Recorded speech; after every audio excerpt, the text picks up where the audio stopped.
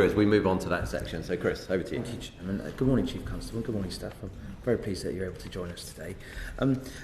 I have just a couple of very brief questions, just finishing off the budget. You've talked about a £347 million budget, which you have. You've told us so far you get 109 million from Network Rail, 77 million from TfL, 1% of your budget from the Home Office, which I think is 34 million, equals 210 million. There's a gap between that and 347. I'm wondering if you could tell us where that remaining 137 million... So 71% of the budget... 71% of the budget comes from police service agreements and the train operating companies, and then Network Rail was 109 million. 22% comes from TfL, which is the 77.3. 5% from enhanced police service agreements. Yes, yeah. 1%, which is additionality from the Home Office, and then the other 1% comes from other incomes and grants. Sorry, so 71% is from TOCs, basically? 71%, yeah. Yeah, thank you very much. How does that drive your priorities in respect of crime? So, there is a real unique balance, I think, to be struck between, we are, unique, as I said, in terms of being funded by the rail operators. So we do have joint priorities with them, so we know disruption is something that matters significantly to the operating companies, and disruption is, a large percentage of that is within the gift of the companies, but obviously from our perspective, trespass is an issue, so we prioritise trespass, we prioritise obviously the safeguarding from a suicide, because we know that has a disruptive impact on the railways. So, and then of course cable theft comes into that, and that is our more middle division. The Pennines and South tends to be where our cable theft issues are at the moment. Thank you. So, and also, can I just add, it's also the violence to their employees as well. That's something that we know, as any employer would care about their people. We know that that's a priority for them, and it's very much a priority for us as well. I do have to balance it between, of course, there are other crimes that affects passengers, but doesn't necessarily affect the smooth running of the railway, and that's where the violence against women and girls comes in. So from what I've just captured, disruption, trespass, suicide prevention, cable theft and violence to employees, you would say are sort of up there in terms of your core priorities. Could you just tell us then, what's the relationship between those priorities and the budget? How does that...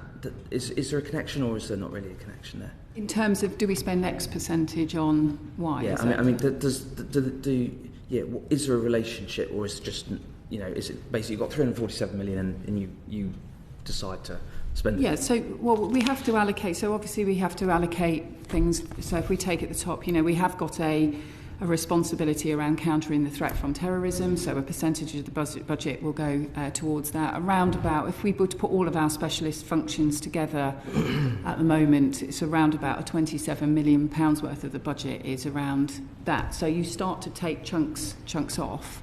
And then obviously our model at the moment, we cross over 5 divisions, 3 divisions, one being Scotland, the other being the sort of Wales in the middle of the country, and then London and the south coast. Yeah. And then there are a lot of meetings at a local level to set the priorities. They're joint meetings, shared outcomes, shared priorities. Thank you. I'm going to have to stop you because we need to crack on. So could you just tell me briefly, where does human trafficking and county lines feature in your priorities?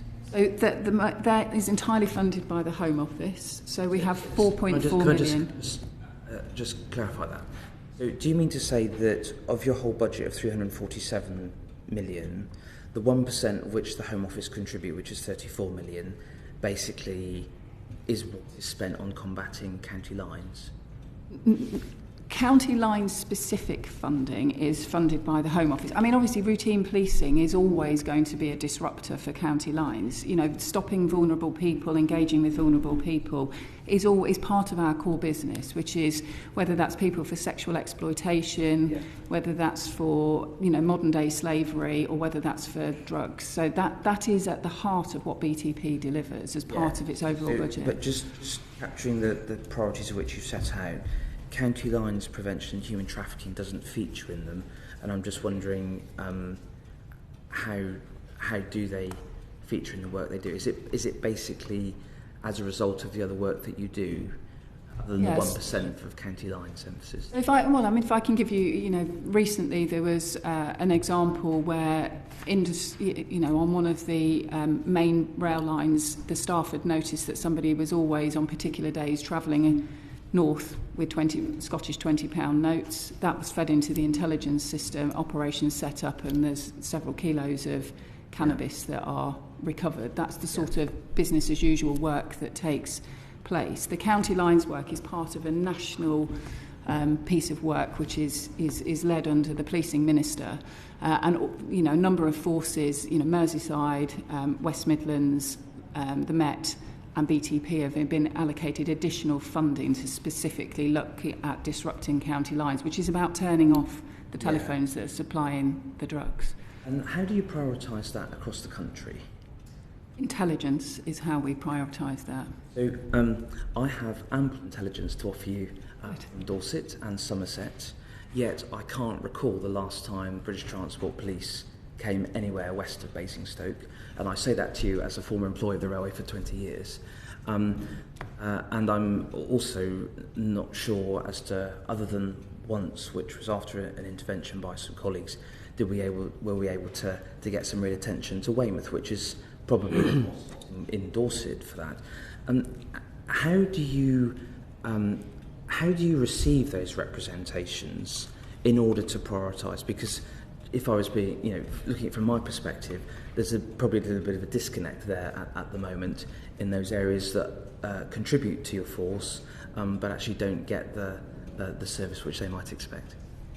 So we use what's just called Morale, which looks at our threat and harm. So we have to look at intelligence holistically, and then we have to prioritise where the greatest harm is against the resourcing that's available. So if you look at last summer when people were not travelling, we recognised that drugs were likely to be going towards seaside towns. So we stepped up an operation last summer. That's what the intelligence was telling us that we needed to do, and we set that up.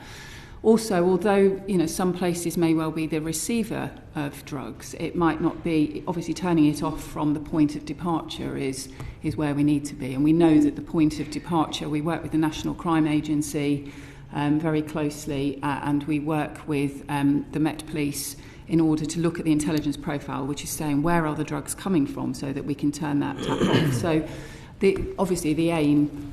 In some locations, having a county lines operation, for example, running out of Paddington will stop drugs ending up in Wales, and that's it's the art of. It should do, shouldn't it? But the reality is, as you'll probably well know, does not always do it, especially when you have big suburban interchanges like Clapham Junction and other places. And that's where we will focus. So we do focus on the interchanges, and that's what we have been looking at. The other thing I would say is that. More and more intelligence is what we're looking for. And in my previous world, I used to say communities defeat terrorism. I do think passengers can defeat a lot of this criminality. I'll further conversation with you to share much more intelligence with you in the South West, and I'll be very pleased to come and see you about that. But that's probably not for today. Could you just help me then specifically with the KPIs that the BTPA will measure you against in terms of performance relating to the crimes and the priorities you've set out? So is there a measure that addresses particularly your county lines successes and indeed human trafficking and some of the other priorities you've set out? So, yes, with the county lines, though, there is a very strong accountability through into the Home Office because they are funding that. So the policing minister chairs a board in relation to that, and there's other boards that sit underneath that. In terms of our KPIs, I'll probably ask Steph to talk to them, but we have a huge matrix of KPIs which the police authority do hold us accountable to. Just because I'm conscious we're up against the clock, rather than talk through them, would you be so kind as to send them to the committee so we might be able to look at them at a later date? That would be very kind. Could I just come in on that? Because we've got some statistics on recorded crime, but I just wondered, do you keep statistics of successful prosecutions? We do. Because it would be useful to be able to compare that with other police forces. Sorry, Chris. That's quite all right, Ruth. I'm always very happy to have an intervention from you. We could send those into the committee. That would be much That would be well much received. appreciated. Yeah, thank you.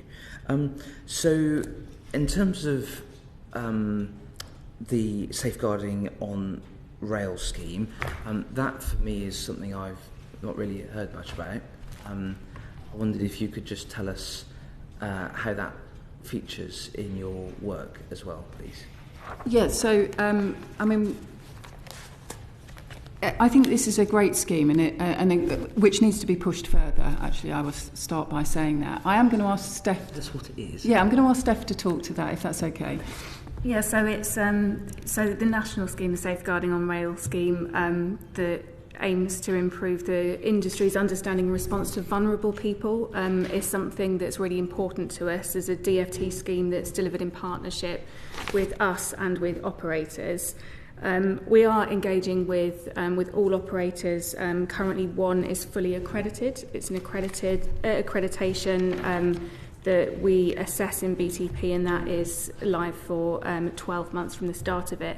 And it's really around the senior leadership commitment to vulnerability, how we communicate, or how the operator communicates around safeguarding issues, the response to vulnerability, the staff recruitment roles and their responsibilities, and how well they understand them, and then the extent to which that they train their own people on recognising the signs of vulnerability. So we've got one operator accredited at the moment. So it's not station-based, it's... Could you tell us which operator that is? It's GWR. GWR, okay. And how much of your finances go to this scheme as it stands at the moment? I think that would be tricky to work out. We have the Designing Out Crime unit, which manage this scheme for us, amongst other things. I see. Okay. All right. Thank you. So, in terms of the broader antisocial behaviour, it's quite a encompassing term, antisocial behaviour. Could you just say a little bit about the steps you're taking about that specifically? And I should also just say I'm very conscious of the fact that the Police Inspectorate report said that the BTP could do more on that front. So if you could just bear that in mind when you answer the question, thank you. Yeah, so antisocial behaviour is about 18% of all of the incidents that are reported to us. So, like everybody, we sort of share the ambition to have tranquil stations. We have seen a rise in antisocial behaviour as we've come out of the pandemic. Some areas perhaps more significantly than others if you look at it on a percentage basis.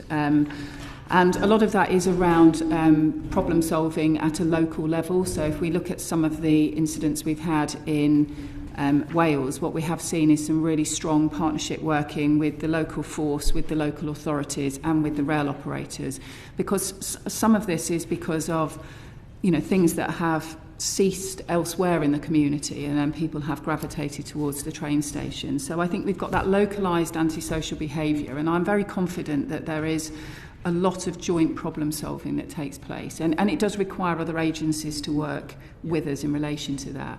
And then, of course, we do have some which is football related. I mean, BTP, obviously, we move thousands of people around the country during the football season, and unfortunately, we haven't seen a step up in improvement of perhaps behaviour by travelling football fans. Largely, most of them are very, very good when they're travelling, but we're certainly working with the Rail Delivery Group at the moment to think about how we can approach the new season differently. And again, one of the things that we're looking for is how we can have a scheme which encourages fans to buy a ticket in advance, so that we could use the data to understand which fans are on which trains. At the moment, they won't, because if the match time changes, then they can't change their ticket. Yeah, I see. Okay. Thank you. Antisocial behaviour, I'm sorry, I couldn't catch it. Did you say you think that's gone up since the lockdown? Yeah, we've had, in different... So we've had an increase in Wales is probably one of our areas where we've seen a significant increase. Scotland. And Scotland, we have seen an increase in antisocial behaviour. We do have our top 10 locations, so we know our railway stations, which are the top 10, which wouldn't come as a surprise to you. Are there any in England that you care to share? Well, I can tell you.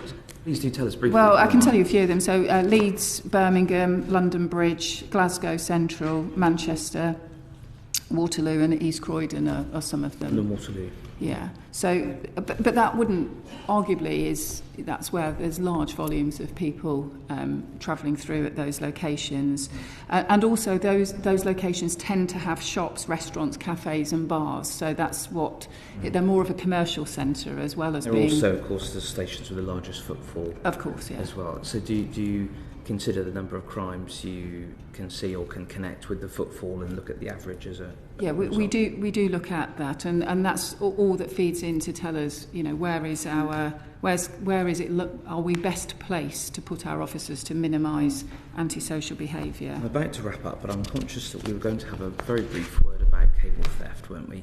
Yes. And metal theft, and I haven't forgotten that. Steph, I think you were going to share some insights, if I'm right, was that correct? Well, what would you like to... Can you just tell us a little bit about it? I mean, my understanding is that cable theft particularly has decreased in recent years, and it's much less of an issue than it was, say, 5 or 10 years ago. Is that accurate? And if not, could you just tell us, to what extent does it cause a considerable difficulty? So I'd say that probably was accurate until the past few months. So 2012, I think, was probably where metal theft was at its worst, really, and the BTP, with government funding, created a task force to get together and kind of problem solve it. 2013, the Scrap Metal Dealers Act came in, effectively made it illegal to take cash for scrap. And over the preceding years, a combination of that as legislation and the falling price of metal saw it drop. Metal prices have now gone up. They have. So copper's now at a 45-year high, and which is directly affecting cable theft. It reduced by 23.6 during COVID. But this year, the gap narrowed to a 9% reduction last year compared to pre-COVID levels. But this year already we've seen the levels of cable theft increase to pre-COVID levels. So we're starting to see it pick up as the price of metal, price of copper is the highest it's been, with similar issues with catalytic converters and some of the rare metals in that. I mean, if it's made of metal, it's worth something at the moment. So it's something we've got an eye on because of the impact that it has, especially with live cable and the impact of that on the disruption. Thank you very much. Chairman, I shall hand back to you. And finally, I'd just like to say, Chief Constable, I should be delighted to meet you and to talk to you about county lines. Yeah, well, I mean, I make it as an offer here, and to anyone else, if you'd like to come out on one of the operations with us as well, more than welcome. Thank you. Chris, do you mind me just jumping in? Then I'm going to hand over to Ben and then go back over to Ruth. Are you